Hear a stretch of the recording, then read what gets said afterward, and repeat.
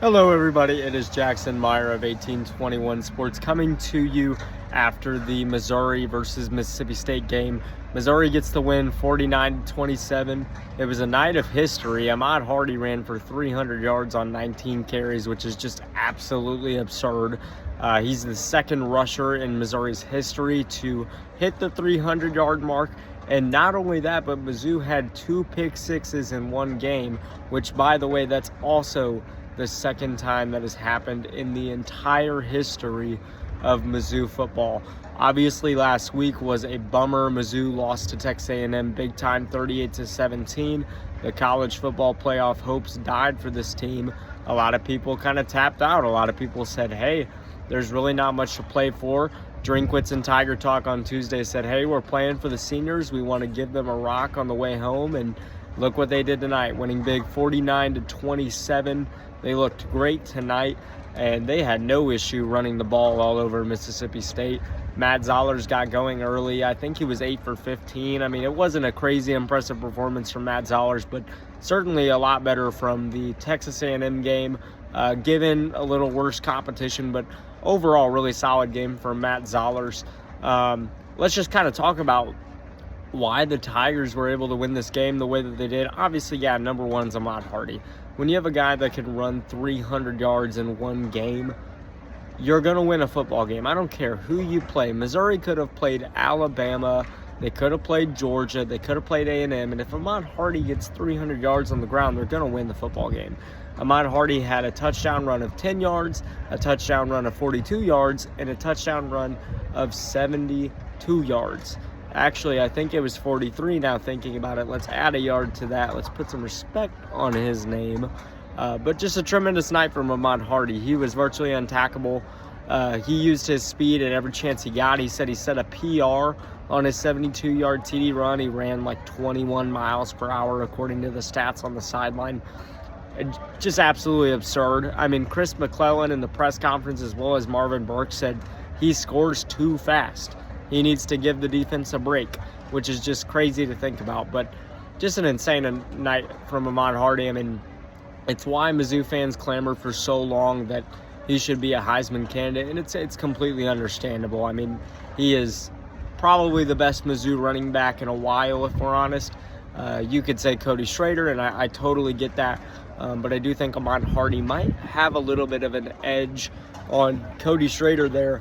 But just a terrific night from him. Secondly, the defense, I mean, they had 5 sacks and 13 tackles for loss. I mean, let's talk about the front seven a little bit. First of all, Darius Smith was nuts tonight. I think Darius Smith had 2 sacks. He had multiple pressures. He looked like an absolute dog. Damon Wilson had a good night. Dayton Hopkins, the true freshman, came in and got a sack at the end of the game. Just overall really impressive from the front seven. And obviously you were hoping that the Tigers could get some kind of performance from their front seven because the last few weeks they've struggled. They've played a lot of really good competition, a lot of good offensive lines. And if we're honest, Mississippi State doesn't have that great of an offensive line. So for the Tigers, it was big that they bounced back, and they certainly did that in a big way this week. And just to do that in the last home game and send your seniors off with a W is a pretty big deal, especially just needing that win. I mean, Drinkwitz, in his opening statement in the press conference, said right away, like, yeah, it's been a rough couple of weeks for our team, and we certainly needed to battle through adversity. And now, you know, the goals change, you know, no longer playing for the college football playoffs, but you can play to send your seniors home happy, and they also have bowl championships to play for, he said. And obviously they won the rock for those seniors tonight. So really impressive game. I think thirdly, I was pretty impressed with how resilient this team was. Guys, I want you to go back in this game and watch the first half, because you have to remember Mizzou had 2 targeting penalties in the first half. They literally had Nate Johnson get ejected for targeting, and then arguably their best defensive player in Josiah Trotter get ejected very, very early into this game.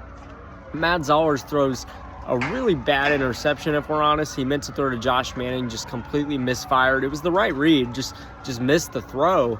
Mississippi State goes on this long 16-play drive. I think it was 7 minutes, 18 seconds. And then eventually Mizzou gets a huge goal line stand. Mississippi State kicks the field goal. They botch the snap. Toriana Pride has an insane return to the 23-yard line. And then from there, you get the Ahmad Hardy touchdown run from 10 yards out. the momentum swing that did for that team is crazy. I asked Chris McClellan about that. I asked him, like, what did it do for your team? And he said it was just huge. You know, like, the momentum was kind of going Mississippi State's way. You know, coming off that interception, they drive.